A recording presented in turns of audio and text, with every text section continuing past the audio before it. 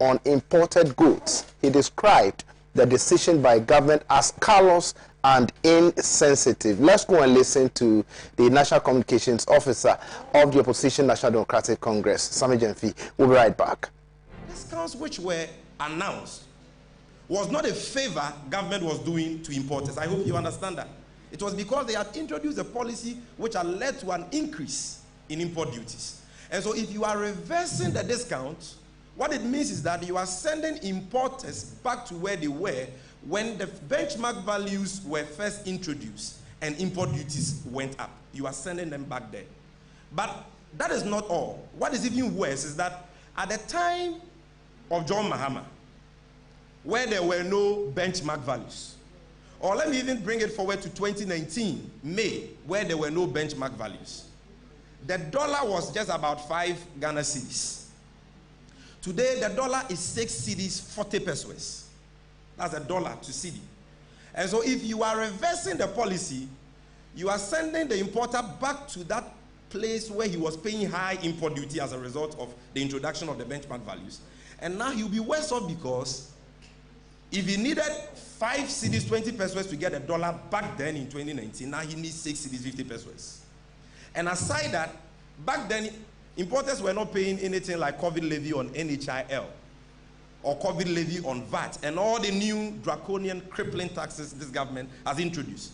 So as a result of all the taxes government has introduced since April 2019 when this policy was announced, and the depreciating of the cedi, reversing the benchmark value discount will make importers and, for that matter, Ghanaians in general, worse off. We wish to make the point that this catastrophic decision has been occasioned by the self-inflicted economic malaise we presently find ourselves in, with our economy in tatters, and government simply unable to find money to do anything.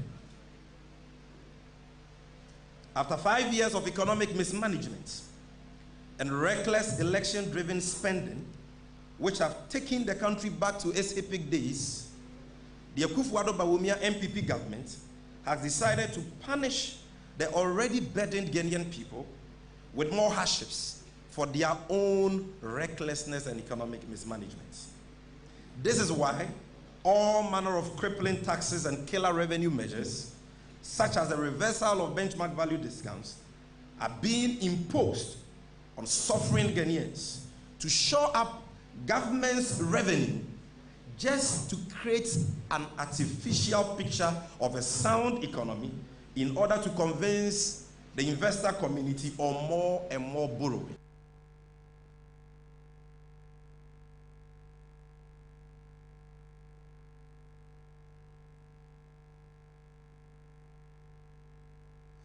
That was the National Communications Officer of the Opposition National Democratic Congress, Sammy Gyamfi. But it isn't only the National Democratic Congress that has been speaking against the reversal of the benchmark values at the ports. Importers and Exporters Association of Ghana has also chastised government over that decision. According to them, the reversal of a benchmark value by government is insensitive. Samson Awingobet is the Executive Secretary for the association. Let's listen to him. It's the only first working day of the year, and for the person to go to bank today to pay the duty and go to the port and take his container or his cargo, and the system say no. Somebody who had sent a BOE, and because we were in a holiday, the person came today, he has seen that person has worked on it, it hit its desktop, then it went to accept it so that they can go ahead to print it.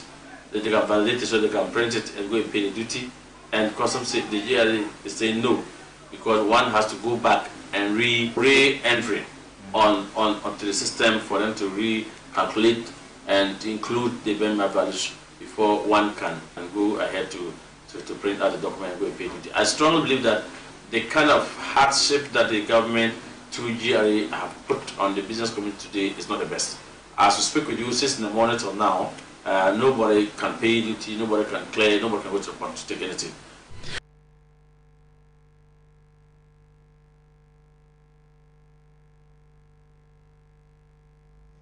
That was Mr. Samson Awingobet, Executive Secretary for the Importers and Exporters Association. But apart from that association, Vehicle and Assets Union has also chastised the reversal of the reduction in benchmark values on selected goods, and they have described it as draconian. To them, should the policy be applied retrospectively, it would be treacherous and further called for suspension of the policy. Frank Antale Kofi Ga is the Deputy General Secretary of the union. Let's listen to him also.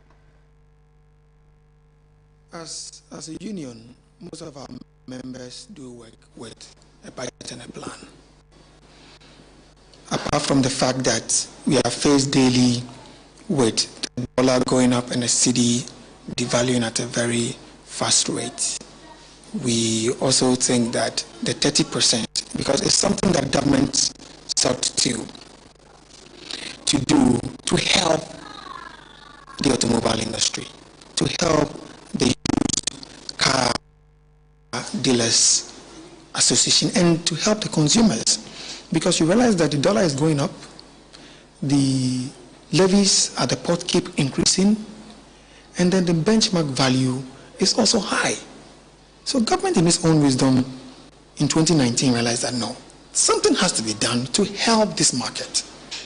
So bringing this back, especially in this COVID era, where there's financial crisis, if I would say, all over the world, where other countries are giving subsidies and incentives to their people, we rather are blown overnight by this very treacherous 30%, 50% increment. We find that very, very unfair to both the businessmen and women and to both consumers who will end up suffering. I think the government will have to revise the directive. I think this will not help. It will not inure to the benefit of the businessman or woman out there who is at a higher rate, in a higher ocean freight because of COVID and because of the unavailability of vessels moving, especially to Africa. And it's very interesting to note that sales have declined drastically. Even prior to the implementation? Even prior to the implementation, sales have declined. Goods are at the ports, goods are in the garages, and the dollar keep increasing, so the price of goods and commodities increase every day. So you realize that people cannot afford, customers cannot afford. So if government should listen to the plight of the people, the government will understand that there is a need. There is a need, important need, that they do something about it. They give a listening ear to the people. They give a listening ear to the fact that we are suffering. So watching Hot News right here on Pan-African Television with me, Justice Appiah. We're coming to you from our studios in the Belinkwe 48 Sonica Street here in Accra. You can keep your messages coming in. We'll make a time and read all those out for you. Those of you watching us on Facebook can share the Facebook Live for other people to also watch tonight's edition of the program. But in the midst of all these calls and, calling on government for suspension of the policy, government has finally listened to the good people of Ghana. It has directed Ghana Revenue Authority to suspend the reversal of the benchmark values. Here's the case. Of course, Guta has expressed excitement over the decision by government to suspend the reversal of the benchmark values. They think that is a win for traders in the country, and they are ready. They are open to negotiations and all of that should government approach them. They are waiting for a stakeholder meeting to see how to deal with this issue of benchmark values. Let's listen to Guta. We'll be right back. First of all, we thank the president for coming out with these directives. We are very grateful. It goes to show how concerned he is for the trading community as well as the consuming public. we are also waiting for this stakeholder engagement with government. Then we'll know whatever we have to do with this benchmark value. So we are very grateful. If you see the euphoria, the happiness that greeted this, the number of people who called, it means that people's livelihood actually depend on the maintenance of this benchmark policy rather than the reversal. So we thank government for listening to our pleas, and we also want government to direct Ghana Revenue Authority to suspend the earlier memo they were circulating, because it will then contradict with this directive. So we plead with government to suspend the earlier memo that GRA was circulating. That one means nothing to us. It doesn't. That's not what we are seeking. What we are seeking is outright suspension that will enable stakeholders to engage ourselves, and then when we are conclusive of this engagement, then it will determine what is to come or otherwise. Dr. Joseph Obin, I think General Secretary of GOTA, speaking right there. But I told you that we are discussing litany of issues. That is one of the issues we are talking about on the program tonight. Another issue we'll be looking at is the allegations that are poured out there against the Ghana Airport Company. What are those allegations? That they have purchased Christmas trees, you know, I think about 4 of them, at an amount of 118,000 Ghana cedi. 118,000 Ghana cedi. But the most important thing is that the board chair, who happens to be a colleague in the media, Mr. Paul Adomotri, came out to debunk those assertions and described those allegations as false and ones that are meant to tarnish the image of, I mean, the company. They are propaganda tools, I mean, that are being churned out there. I'll take you straight to Good Evening Ghana official page, where he posted this, and I would want to read that briefly. And he says, "Dear folks, my attention has been drawn to a social media post herein attached, grossly misrepresenting facts about Christmas inspirations that were mounted at the Kotoka International Airport. Here are the facts. Fact number 1. The Ghana Airports Company Limited has for many years mounted Christmas inspirations around the terminal area to create a festive atmosphere for passengers and their families coming into the country. Fact number 2. The total expenditure of 2021 is the lowest since 2016. Fact number 3. 2 separate suppliers were invited to submit bids. The bids were discussed and discounts obtained. We are grateful to Jandel Limited and Favors and Arts. Fact number 4.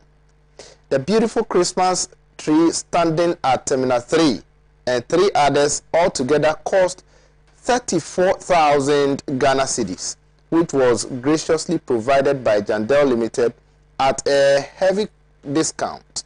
We thank Jandel Limited. Here, I've heard a lot of Ghanaians asking, and these are the questions they are asking: if the Christmas tree or those trees were procured from the Garden of Eden, for it to have, you know, it really cost the country 34,000 Ghana cedis anyway. But they are in the best position to answer that question, actually. Number 5, it says, the other inspirations were provided by Favors and Arts for a total cost of 84,000 Ghana cedis, out of which 50,000 was obtained via sponsorship. Another fact, all salaries and or bonuses due staff for December have been paid. It is ridiculous for anyone to say that the invoices from these 2 reputable companies were issued in the name of the board chairman. That just means the author of such spurious allegations has insufficient acquaintance with corporate workings. We would like to urge the general public to disregard these unfounded allegations.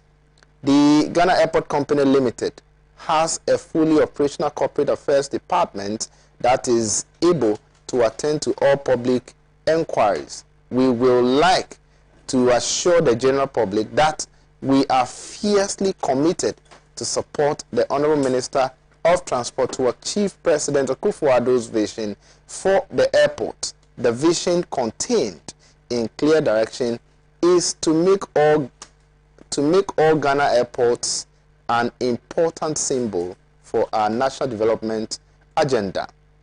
That is a focus for which we require prayers and support. And he added, Amen. All believers should say Amen. Well, so that was a post, on the board chairs, I think that I wouldn't say his personal Facebook page, but that's a Good Evening Ghana official Facebook page, and I think he handles that page actually. And so that's just about that issue and all of that. But one that baffles the minds of the good people of Ghana is how, 4 Christmas trees should be procured at an amount of 34,000 Ghana cedis, and they're asking, did they procure those trees from the Garden of Eden? I've been joined in the studio by Mr. George A.C., Director of Communications for NADMO. He doubles as a member of the New Patriotic Party's communications team. Good evening, sir. Yeah, Happy New Year. Thank you. Many happy returns to us and our viewers. Thank you so much for joining us. I'm glad seeing you in 2022. Also in the studio is another good friend and a brother, Usman Ayariga, who is a member of the National Democratic Congress communications team. Bro, good evening. How you doing? Good evening, brother. Happy New Year. Thank you. Many happy returns. We hope this year would be free of many draconian taxes, and at least we can have some kind of relief. Right. I'm glad to see you also in 2022. You're looking good in your suit. You and I know why. I know, right? We have no option than to be in suit at this time, so we just leave it at that. Of course, on Saturday I'll be dressing similarly anyway. I know. Anyway, so I'll start with you, Usman. I don't know which of the topics you would want to touch on. But I want you to take the issue of the benchmark. The benchmark values. Yeah. Your party has held a press conference, chastising government. One of the things you've said is that the decision by government to reverse, the benchmark value is insensitive and callous. Why do you think so? First and foremost, we need to ask ourselves, how did we get to this whole benchmark value reduction and what have you? I remember Dr. Mahmoud Bawumia made a categorical statement that import duties and taxes in Ghana were so high that it made importation very unattractive, made it so expensive, and the price of goods and services had gone up. And for that matter, we needed to discount it so that we have more importation to expand the economy at the time. You understand? Then they introduced the benchmark value reduction. That was also in tandem with world custom practice, so that there's a horizontal value for every country. So if you are bringing a car at this value, no custom officer can tell you that this is the price of the car, because the value is cut across. So all customs across the entire world knew that this is the value of this car, this is the value of this item, so that it will try as much as possible to reduce corruption and what have you, where you have some custom officers trying to undervalue or overvalue just to make some ends meet. So this was why and how, some of the reasons why it was introduced. Then all of a sudden, after this government has tried to introduce so many taxes to salvage the economy that has been run down by them and by Dr. Bawumia himself to borrowing and other reckless spending. We all knew what happened just before we ended the year with the e-levy. You realize that government is broke and government is looking for money, and government will look everywhere to make sure they tax everyone just to be able to make up for this year's expenditure. Because from the look of things, the government cannot even get to November. Because if you look at their expected revenue and look at what their expenditure is going to be, their plans of expenditure, it doesn't tally. So you realize that government is looking everywhere and anywhere to try as much as possible to tax everyone. So then there was an e-levy which was unsuccessful, and I know come January 25th, once they go back to Parliament, they will go back to that same struggle. So then they also decided to look at the benchmark values. Then we said no. At the time you even introduced the benchmark value, people were suffering. So you brought in the benchmark value. Fantastic idea. No two ways about that. Ghanaians embraced it. Shippers embraced it. Freight forwarders embraced it. Importers, everyone embraced it. I said the government had done well at the time. Don't forget that at the time, the cedi was at 5.2 against the dollar. Today, the cedi is at 6.4. I mean, to $1 is 6.4 against the cedi.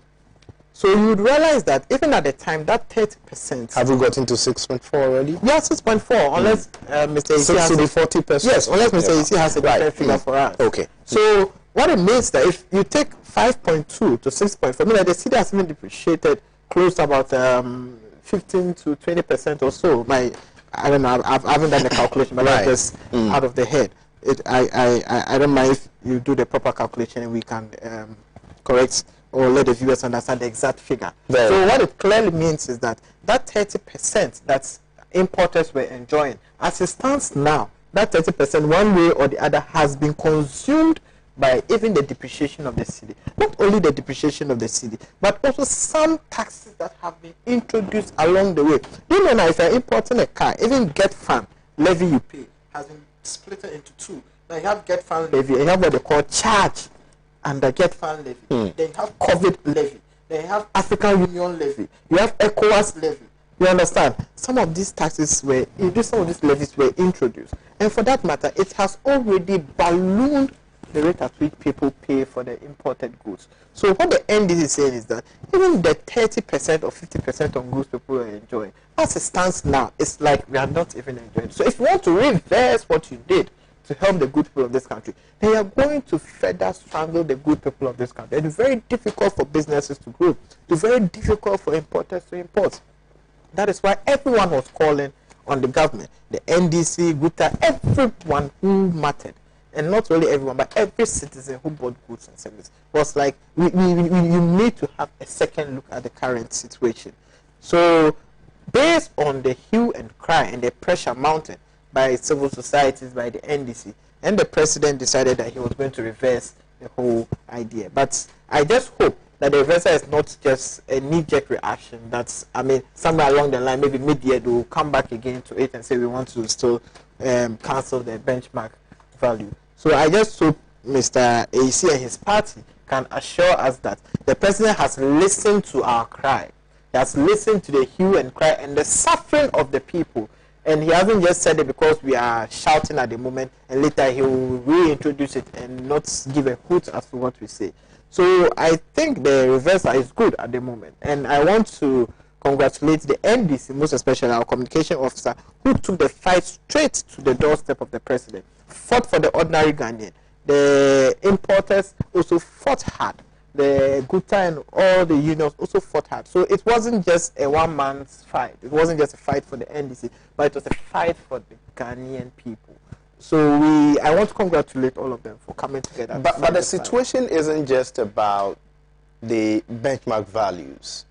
It looks more or less like NDC, I mean the party you belong to, yes, is poised, I mean for lack of a better word, to make sure that they see this government fail.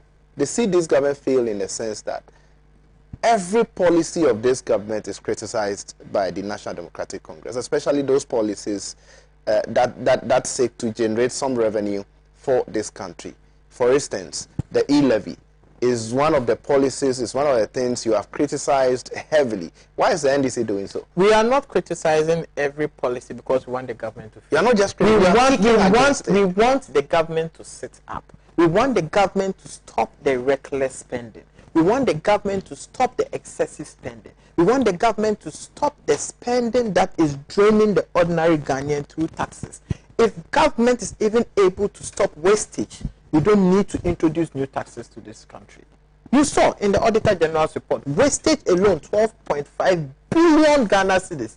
And all government is trying to do is to introduce new taxes. Government should be interested in how they will block all those wastages. If government is able to block the wastage, we don't need to introduce new taxes. If the president stops all his presidential travels, traveling in a private jet, everywhere he wants to go, he's paying 15,000 euros per hour. Who needs all these things? You would think that is, very little. So for that matter, it doesn't really matter. The president moves about with a whole V8 carrying his chair with him everywhere he goes. You know what it means to fuel that car, to maintain that car, to buy tires for that car, whichever driver is driving it, and whoever is carrying it into the car. Let's be very honest with ourselves. Let us be very honest with ourselves. The reckless spending is becoming unbecoming. And that is why we are where we are. You have just talked about the president moving about with...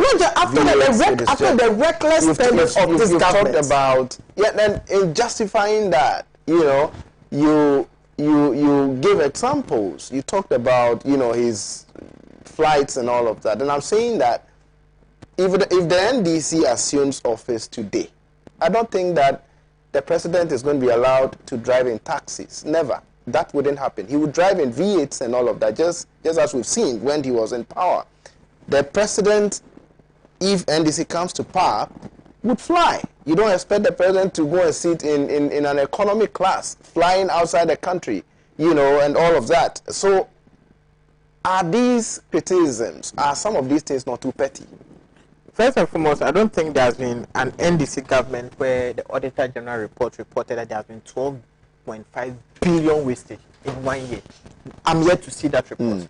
Maybe Mr. Isi can prove or me wrong by producing that Auditor General's report. That within 12 calendar months, a government has wasted 12.6 billion Ghana cedis. And that same government, the next year, is trying to introduce E-level, which will raise, how much is raising 7 billion Ghana cedis or 9 billion Ghana cedis? That is what we are talking about. I'm not just talking about the fact that, of course, I don't expect the president to walk from Nima to Flagstaff House. I don't expect the president to walk there. You understand? But where the president has a presidential jet and decides to put that aside and goes to rent a luxury plane at the expense of you can decide to live like an Arabian king at the expense of your own pocket. You understand? Not at our expense, as the taxpayers, not at my expense. If the president wants to live in a very lavish way, if he wants to live like a Hollywood star, he can do that after his tenure or before his tenure if he's a private person. I don't have a problem with that. But once he's a president, and it is the state that is funding all these travels, I don't see why the president, we are still having this debate even about the presidential jet, why that presidential jet is moving from one place to the other with others in it. But the president feels he cannot be in it. Under the NDC government, I'll tell you how the president traveled. He traveled every time with a presidential jet. Why the presidential jet was unavailable, the president and all other important dignitaries that needed to travel with him travel commercially, travel with the business class. You can ask anybody. President Atamos traveled with a business class. President John Mahama also traveled with a business class. So what is it about this Akufo-Addo's administration with the taste and penchant of traveling in a luxurious private jet costing the nation 16 to 18,000 euros per hour? Why? Are we not crippling the nation? And if you think we are just making noise about the figures, do the calculation and you realize that per every travel, if the president travels from Ghana to UK, that's 6 hours. 6 times 18,000 euros. That's almost 100,000 euros. He travels back again, 6 hours. That's almost another 100,000 euros. Right. That's 200,000 euros. Multiply that by, how much is the euro? 7.8 Ghana cedis. 200,000 euros by 7.8 Ghana cedis. What figure are we arriving at? And you tell me this is not wastage? You tell the Ghanaian people this is not wastage? Because the president needs to sit comfortably, he needs to bath in the sun. People may think it is trivial, but it is draining our pockets. It is draining the public purse. We are milking the cow.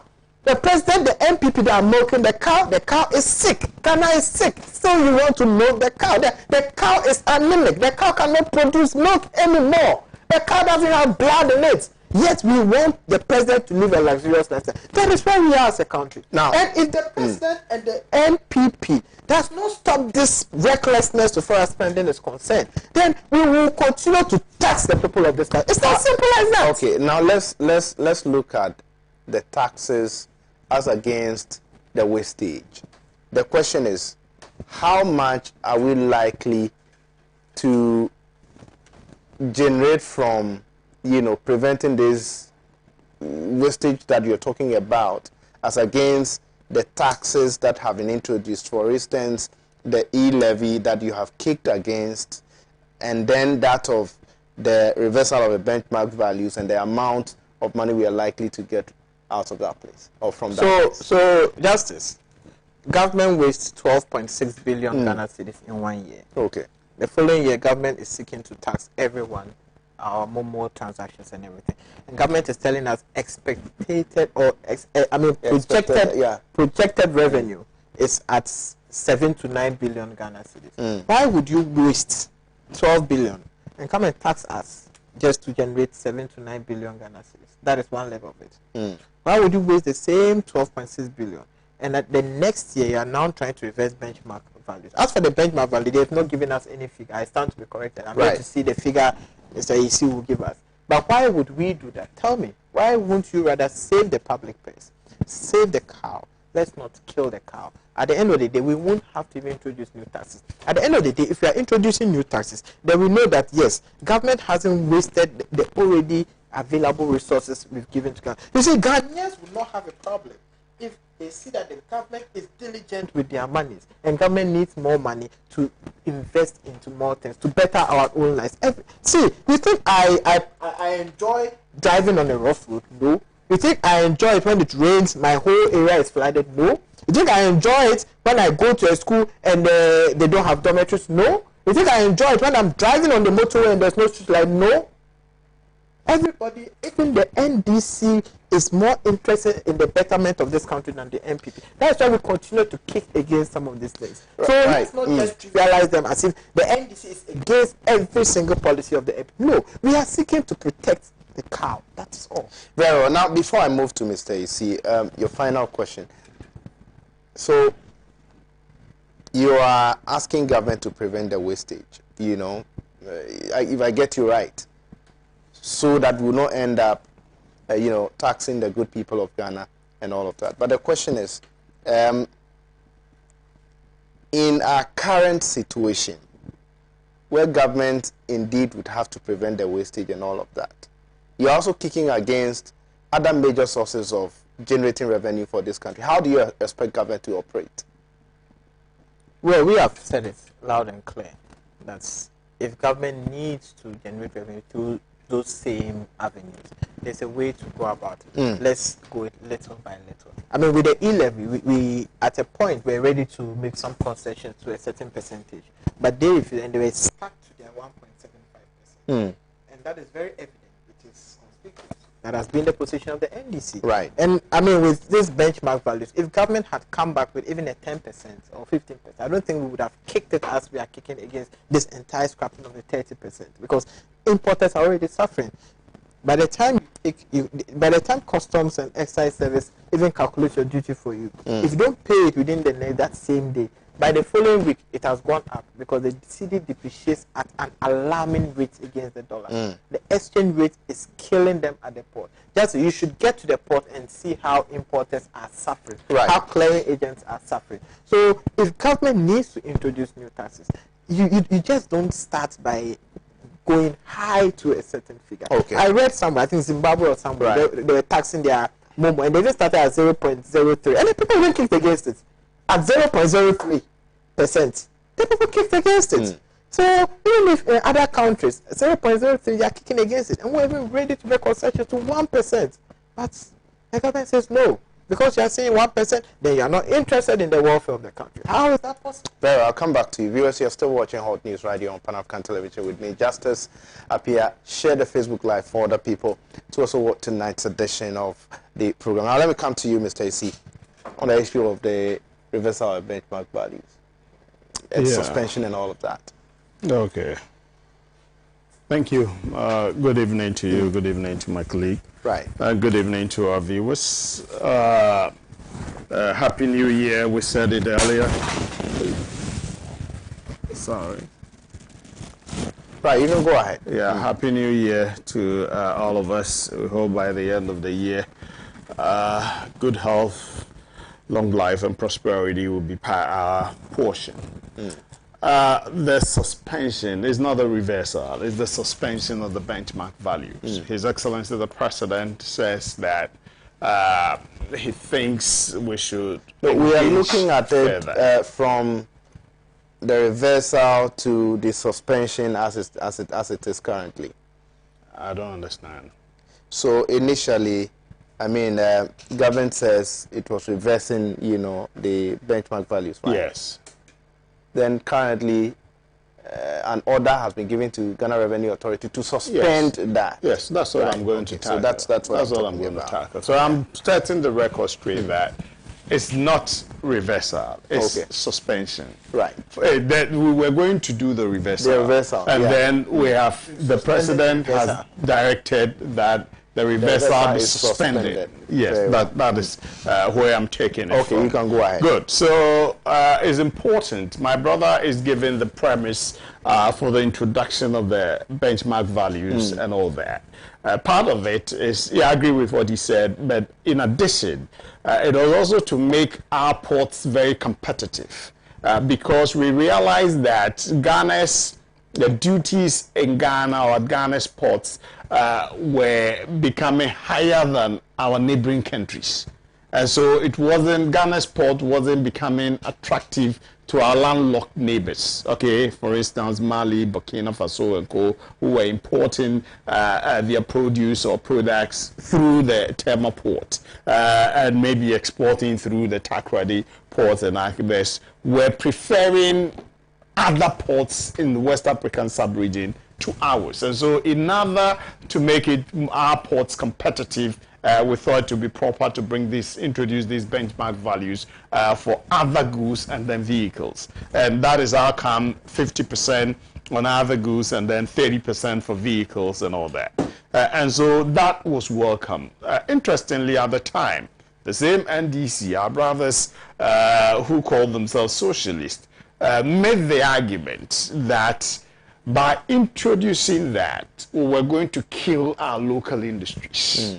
They made that argument because when competing produce are imported, you know, the cost of producing those products in Ghana is higher and not competitive as compared to bringing them from outside. Okay, and so it was going to go against the objective of this government making Ghana a production country, moving. We had said we're going to move from taxation to production, and we are set off with one district, one factory, and then vehicle assembling plants, points and co in Ghana, VW and some Korean vehicles and all that. We are assembling them here in Ghana, and so if you don't put the benchmark values there, you are opening up. And so what it means is that by the time these vehicles are assembled in Ghana or Kantanka is completed, you see that the price is not competitive. And so we look at that. And that is our outcome when we're going to reverse it. If you read from the Association of Ghana India, you didn't play this thing. But they were excited about the attempt by government to reverse the benchmark. Now, what the brouhaha and others, the government, the president said, look, let's do further engagement till 17th. And see 17th of January, because Parliament is returning on the 18th. Right. And then one of the major bills on the table for Parliament to consider definitely is the e-levy. And of course, as part of the concessions that we're making to get the minority to be to see reason with us is to give in to some of these things like the benchmarks, the K-C defense and all that. So we made certain very good concessions and others. So that has been the issue. And so, Mr. Z, what went into the decision to earlier reverse the benchmark values? I mean, if it was well thought it's well thought through. I don't think that we would have gotten to a point where the president would instruct that, you know, it was suspended for a further, you know, consultation and all of that. E-levy is well thought through, but it's met resistance. Okay, that is well thought through. It met resistance. Okay, you can sit down and do all the analysis and the plus and minus and co, and still some people will disagree with you, and they will put, so as a government, a listening government, you then hold on and engage further. What are your reasons? You make the people to understand. What are your reasons for the reversal? Something you have introduced as I think in 2019. Yeah, I gave you the reason to make the airports competitive and to make prices. Those were the reasons for its introduction, isn't it? Yes. But what then informed your decision to reverse it? I mean, currently. Good. Now we're reversing it because maybe the circumstances that prevailed in 2019 are not the circumstances prevailing today. Again, we seek to give a competitive advantage to produce that are produced here in Ghana. That is how come Association of Ghana Industry was excited about that. And so if there's a Ghanaian farmer, poultry farmer, who produces poultry, and you open the floodgates, okay, and you say, you know, this benchmark value should be there, so that, you know, when they come, you're going to take the duty at 50% or tax at 50% less or others. So you are giving a competitive edge to that importer over the Ghanaian poultry farmer. Meanwhile, we've set out to industrialize our country.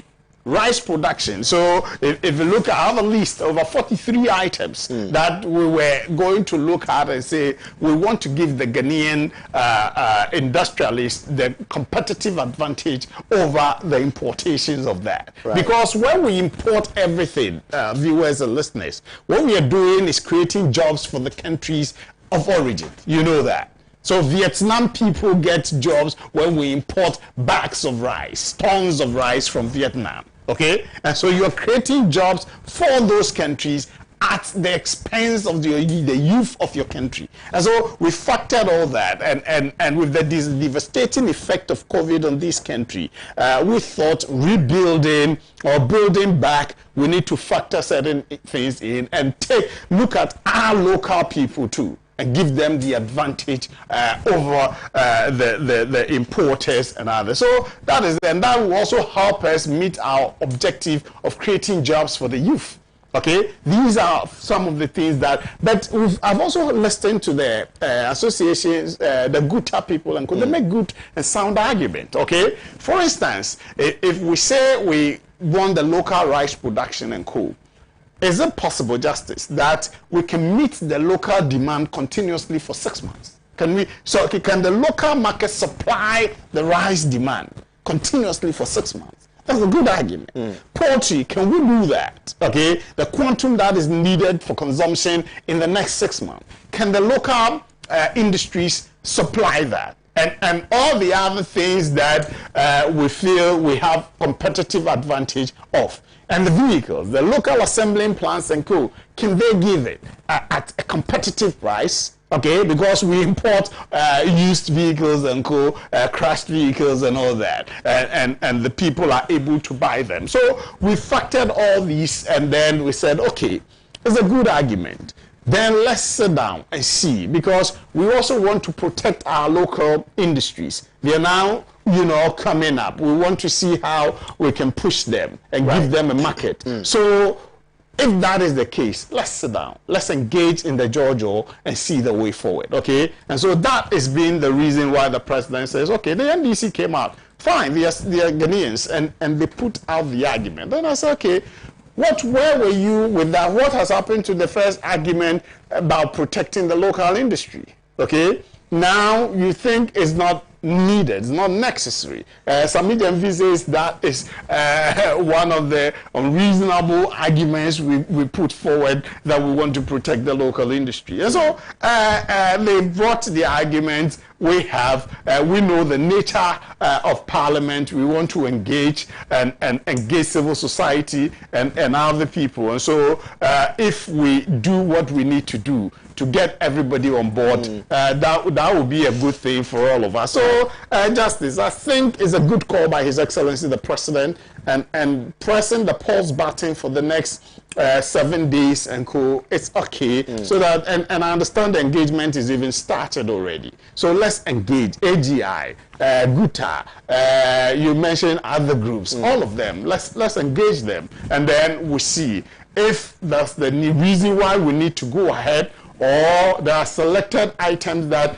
we want to reverse, okay, like the 43 items we are talking about, and then we leave the others whose competitive nature is not to the advantage of the Ghanaian companies, then we can make progress, okay? So that is what we want to do. Now let me touch on something. Look, we've all been in this country, forgive my choice of word, but certain arguments, the British will tell you we're making the penny wise, pound foolish argument, which is that you're looking at what is the percentage of travels and others relative to our GDP and expenditure and all that. And some of these travels too are very important. We've all agreed that we're in a global world, okay? And so if you say nobody should travel, I don't understand. And as a government, you need to reach out to the people at the grassroots. But the so you need to go. About the president not traveling.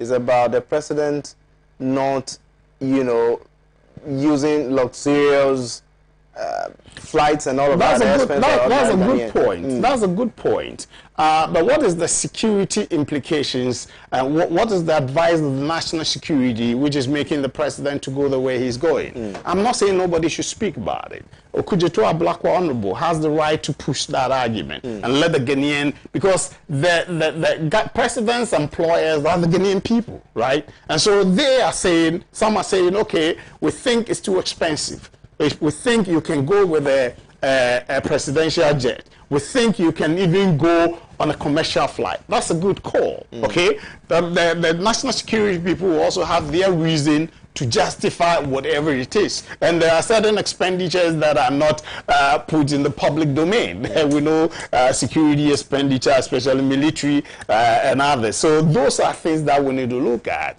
If you go to the Auditor General's report over the years, I'm surprised, the issue of irregularities.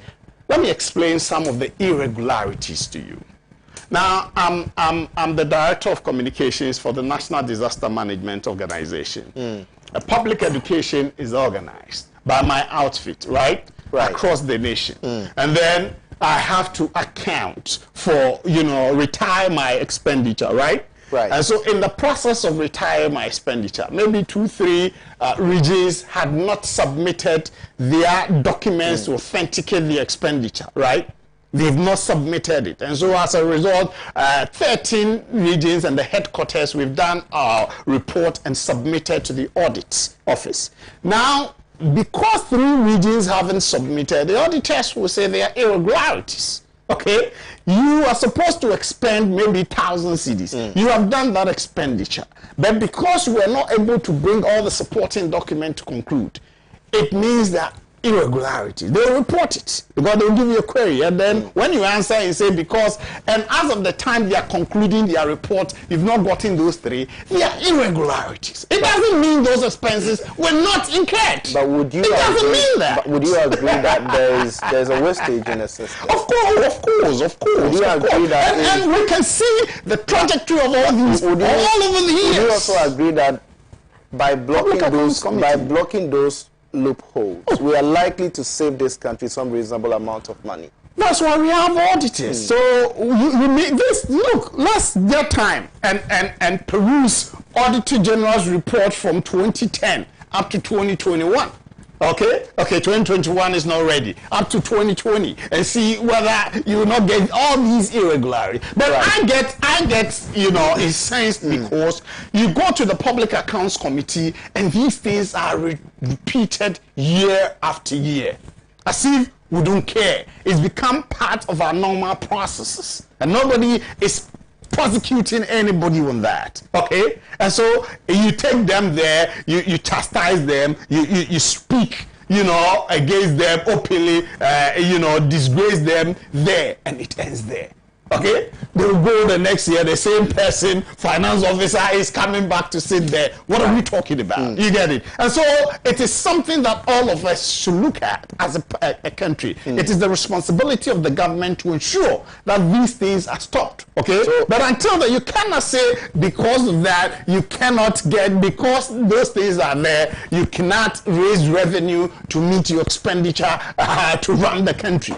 It's out of place. But I think that people are saying that they are just criticizing without providing any alternative and all of that. Okay. And as a result of that, they are telling you that, well, if you block the loopholes and you look since when have we been saying blocking loopholes? You're likely to opposition were telling government to block loopholes. Let me tell you something. In 2016, office of the president, President John Dramani Mahama, had proposed a budget of 849 million. I stand to be corrected on that figure.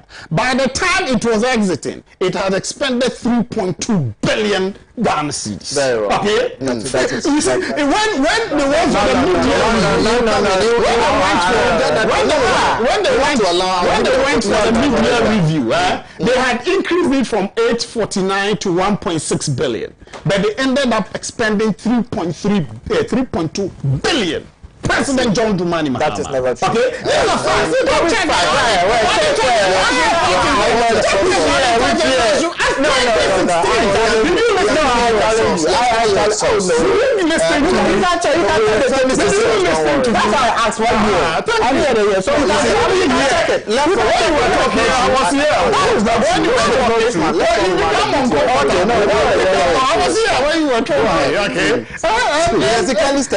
Thank you. So this benchmark thing is very important, right? And I think as part of our concessions that we're making towards the E-level engagement, it's very important that the president takes these amenable steps to reaching that goal. And on the issue, I stand to be corrected. Can you step down? Yeah, today the exchange rate issue. I don't know, but the truth, I keep saying this. Okay, the rate of depreciation is very important. Well, also under this government, the rate of depreciation, yes. No, I don't have a problem with that. Okay, when you take exchange rate of the cedi to the dollar at 1 cedi 12 pesos, okay, on January 7, 2009, and by the time you left, it's 4 cedis 20 pesos or 23 pesos. Okay, and today it's moved. Let me even grant them the 6 cedis 40, because my Google was giving me something like 1 cedi is 16 cents, which translates to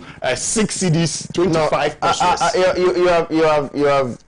You have done enough time that you need to step down. So just step down. Okay, yes. So, I'm wrapping up that. 1 cedi is 16 cents and translates to about 6 cedis 25 pesos. But granted, that is 6 cedis 40 pesos. So it tells you that the rate of depreciation is better under this government than it was under them. Okay, so these are facts that you cannot contend, because the figures, you can do the computation and arrive at those things. And so the benchmark issue, Ghanaians, we seek the general welfare of the Ghanaian. And that is exactly what His Excellency the President Thank you so much, is doing. Well, viewers, you're still watching Hot News right here on Pan-African Television with me, Justice Appiah. I would love to read some of your messages, but we don't have enough time on our side. But I'll plead with my director to give me some few minutes, like just 10 minutes to wrap up properly. Please kindly do so for me. Now, Osman, let me come to you on the second topic. You would want to respond to me, say, I would want to respond. But out of your time, I'm giving you 5 minutes. Out of your time, to deal with. What is the second? It's about, the Ghana Airport Company issue. Yeah, before I even get to the Ghana Airport, let me just make a few corrections on what Mr. Isi was saying, trying to belittle the hue and cry of the good people of this country, talking about the presidential travels. In 2020 alone, presidential travels out of Ghana cost the country 54 million Ghana cedis. Travels alone, that's just ticketing and travels alone. Then in 2020, that same year, hotels alone living outside Ghana for his travels cost the country 6.5 million Ghana cedis. So I find it very pathetic if Mr. Isi is trying to just belittle the crowd. What is the percentage to the GDP? It's little drops of water that makes a mighty ocean. Right. Little drops of wastage causes a big hole in the economy. Right. That is our problem with this current government. Okay. Don't the fact that we cannot talk about wastage. Their own president, Nana Akufo-Addo, with Baumia, made so much noise about how the NDC was wasting Ghana's resources. And when they asked Baumia where the money was, they said the money was there. Today they've borrowed more than any other government. Today they've wasted money more than any other government. And they are coming to tell us that we have not managed. Let's move to Ghana Airport company. With Ghana Airport, I have a difficulty in understanding Adam Otri's position and his posture. He gave me the fact. Now, he spoke about the fact that they bought Christmas trees for 34,000 Ghana cedis this year. And the famous and at 84,000 was what? Or was it that it was at 84,000 and they got, so 84,000 was for other decorations. Yes. And out of that 84,000, they had sponsorship of 50-something thousand. 50,000. And they also expended the 34,000. Must we buy Christmas trees every year?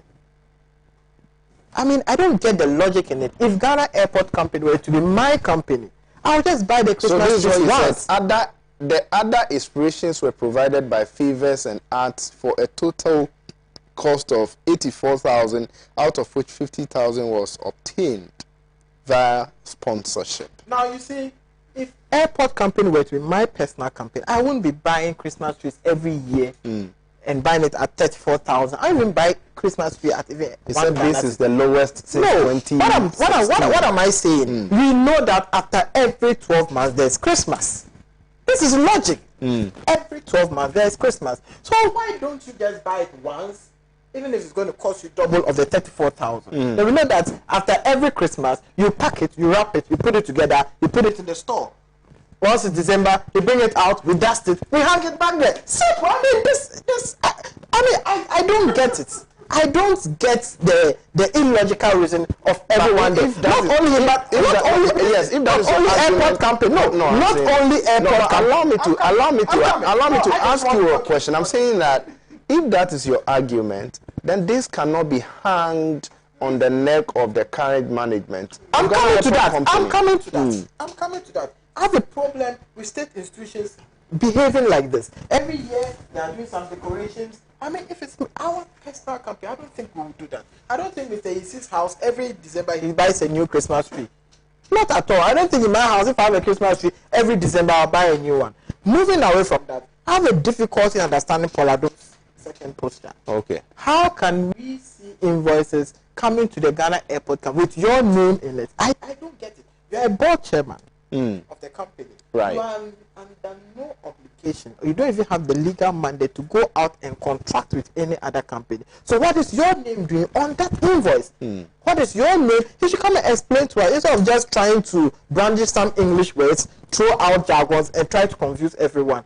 Why would a company bidding for a contract at Ghana Airport put the Ghana Airport and put your name under it? You are not the managing director. You are not a manager there.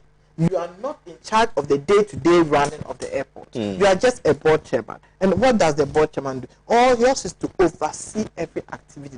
Those are the mandates of a board chairman. If you read Act 992, you have no business contracting. And even he has no business even coming out to respond. He has acted in abundance of his position and his posture. And I think because he has all the powers that comes with him, I mean, having, access to social media, access to traditional media, so he can sit back and decide to write whatever he needs to write and insult everybody in a very subtle way, thinking that we all in this country don't think right, and he's the only right-thinking journalist in this country who has senses in his head. No, what they have done is wrong. What is your difficulty? Is your difficulty about procurement of the Christmas tree or the Christmas tree? The first and foremost that I have a problem. The board chairman is alleged to have been at the center stage of this. First and foremost, based on principle, I have a problem with the procurement of the Christmas trees. Secondly, I have a problem with the price of those Christmas trees. I've been to the airport, I've seen those trees. Okay. It's nothing to write home about. It's not worth 34,000. It's not even worth 1,000 Ghana. It's not even worth 1,000 Ghana cedis for each tree. It's not worth 1,000. I've gone there to see those trees. It's not worth 1,000 Ghana. We have seen Christmas trees all over Accra, Osu, Oxford. Those Christmas trees they put there, it's not even up. It's not worth 1,000 Ghana. I won't buy those Christmas trees for 1,000 Ghana cedis. That is the second thing. Thirdly, I have a problem legally, constitutionally, and in terms of corporate practice, why the board chairman will be at the center of said procurement. That is the problem. And those are the three things we need to watch. One, the procurement of the trees. Two, the cost of the trees. Three, why is the board chairman so integral in this whole procurement scandal, or this whole procurement brouhaha? Why? Does he have something to benefit that he's not telling us? Has he benefited and he's not telling us? What is his relation with whoever did that decoration? What kind of relationship does he have with that company? What kind of interest does he have in that company? What kind of interest does he have in those both companies, those two companies? He should come out and tell us. To him, under his dispensation, they've really gotten a good deal.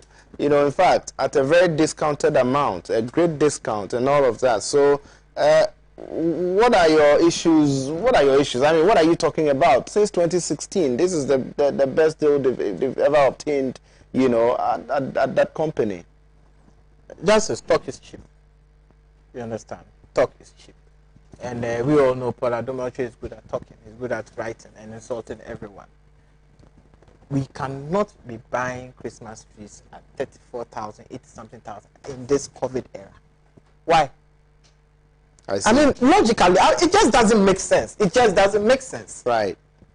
I don't know, maybe Mr. Isi will support the 34,000 Christmas tree or the 84,000 decorations, Christmas candles and lights. I saw one white Father Christmas. Even they had brought a Father Christmas from Boko. I'm sure I would have been happier. They brought a white Father Christmas standing there. Maybe Mr. Isi will support the purchase of the Christmas tree at 34,000. Can you step down for me? Your time is up.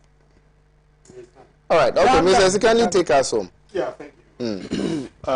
You see, the Ghana Airport Company Limited is a strategic organization or institution or agency, and it's strategic in the tourism arena, okay, in the travel environment. And so if they decide to decorate the airport on the festive occasion to welcome people coming back home in a very excellent ambience, you are doing this in 5 minutes. Yeah, I don't see any difficulty. It's in the right direction, in the right domain. Because I was excited when I was going through Accra, around Independence Avenue, around Sankara, around Osu, as he said, Oxford Street, and a lot of places, even 37, okay? 37, you know, the beautification to signal to everybody we are in the festive mood. That was excellent. I saw parents with their children around those places, okay? Going around those places. Going around those places. And so I felt, yeah, that's good. The family outing and so it was excellent. And so if Ghana Airport Company Limited is decided to do that, why not? And two, I agree with my brother Osman when he says that it's a bit problematic for us to see the board chair himself at the center of affairs. Okay, I agree with him. It's a bit problematic that the board chair will be an integral person getting these things done, especially when he says his name is on the invoice and all that. Okay, what is his interest? It's a good call. However, with the argument Paul makes that this is the cheapest over a certain period, since 2016. Then, yes, maybe his personal relationship with the people might have engendered the sponsorship package, okay, and you know, might have made the people to reduce the cost and everything, okay, if indeed it is the case, and this can be authenticated or verified if we do the cross-checking